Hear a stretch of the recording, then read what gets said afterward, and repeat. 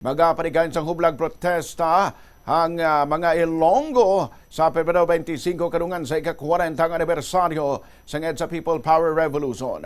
Sunod sa kahublagan kontra korupsyon kon KKK, ngamong masangkad nga multi-sectoral alliance sa mga Ilonggo kontra korupsyon, magatipon ang mga pumuluyo nga magaupod sa protesta sa area sa Iloilo Provincial Capital. 30 minutos makinig alas 12 sa udto kag pagasundan sa mga ambahanon kag mga speeches.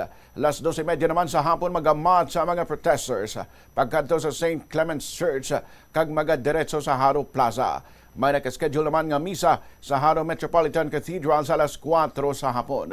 Ginainganyo sa KKK ang magaupod sa protesta nga magsuksok sa nga puti nga bayo. Sa press release ang grupo ginsiling nga pagkarapos ang EDSA People Power Revolution sa 1986 kag EDSA 2 ang 2001 nagapabiling nga isa ka pagpanghangkat sa mga Pilipino nga gubo ng garok nga sistema sang panggobyerno nga napunaan sang korupsyon. Bangod sining dunot nga pamulitika sa sa grupo, nagsangkad pang gahom sa mga dinestiya kag nagasunod ang mga kaso sang plunder.